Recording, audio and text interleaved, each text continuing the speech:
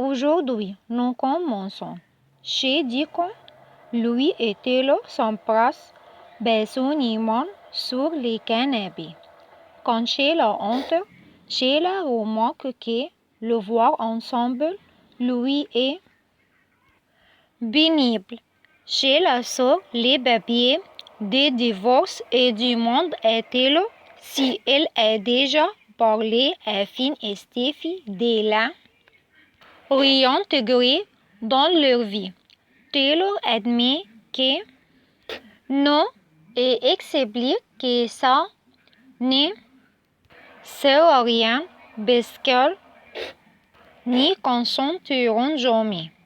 Sheila demande à parler seul à Deacon, qui suggère à Taylor de leur laisser un bout de temps. Après les débats de Taylor, Sheila lui demande comment elle a pu le perdre au profit de Taylor. Sheila lui confie combien elle a aimé leur vie ensemble dans cet endroit. Sheila enseigne que les faits de Taylor ne demandent pas de nouvelles. Finn et Steffi est un signe qu'elle n'est pas aussi amoureuse de lui qu'elle l'est laissée paraître. Deacon demande à Sheila de signer les papiers sans condition. Deacon lui dit qu'elle veut qu'elle soit heureuse, mais qu'elle ne peut pas l'être sans tourner la page. Deacon lui tend le stylo et les papiers et lui demande simplement de signer. Chez Forrester, Steffi est contente que Finn soit venu la soutenir, car elle traverse une période difficile. Steffi explique que si n'était que le travail, elle pourrait gérer, mais que toute cette histoire avec Katie et Hope et les retards de la collection de haute couture, c'est déjà trop. Et en plus, elle doit s'inquiéter pour Deacon et Taylor. Finn lui demande s'il s'est passé quelque chose et Steffi répond que Deacon et sa mère se rapprochent et que ça l'inquiète. Steffi craint que Sheila ne laisse pas Deacon partir et se demande si sa mère est en danger. À ce moment-là, Taylor arrive et leur raconte qu'elle était chez Deacon quand Sheila était arrivée avec les papiers de divorce.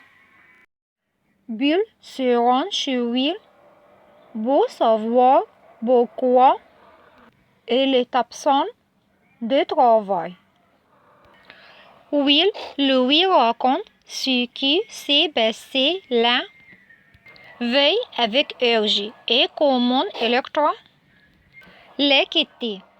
Bill affirme qu'elle a bien fait de ne pas divulguer le secret de Logan et que ce n'est qu'une affaire professionnelle.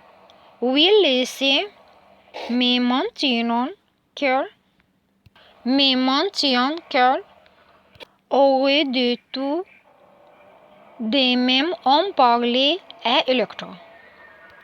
Quant à Hergé, Bill reconnaît qu'elle a outrepassé ses droits et provoqué Will. Elle souhaite que Bossy, qui est de la colère, Will et hérité des gènes de son mère et non des siens. Bill, lui, suggère d'utiliser sa langue Bluetooth que c'est pour la prochaine fois. Puis de retourner en ville pour une réunion. Au manoir Forrester, Ridge explique à Electra qu'il voulait tenir éloigné de l'homme qui a agressé son fils à 2 reprises et la met en garde contre le risque de violence de Will envers elle.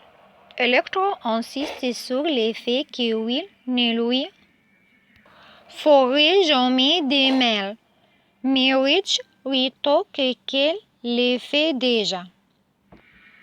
Elle reproche à Will de passer ses journées au téléphone et déclare qu'elles sont en conflit avec le Spencer. Des gens souffrent, ajoute-t-il. Ridge exige qu'Electra choisisse son camp, soulignant que sa ligne de bijoux est désormais suspendue sine die. Ridge lui demande qui, selon elle, est responsable de cette situation. Electra assure à Ridge que ça n'est pas la faute de Will. Mais Ridge n'est pas d'accord. Ridge affirme que Will était courant de projet de Logan et ses plans de ne pas les prévenir ni les empêcher d'agir. Ridge regrette de ne pas avoir renvoyé Will depuis longtemps et est furieux qu'elle ait frappé son fils. Electra reconnaît que la situation s'est envenimée, mais Ridge insiste, tout va bien. Le problème vient de Will. Ridge annonce à Electra qu'elle a déjà déménagé et qu'elle ne peut revenir. Will envoie un message à Electra, alors Ridge lui dit de les bloquer. Ridge veut qu'elle soit assez forte pour les rayer de sa vie. Dis-moi que tu comprends, dit-il. Je comprends, sanglote Electra. Satisfait, Ridge monte voir Ergie et Electra se s'appuie contre la porte d'entrée et pleure.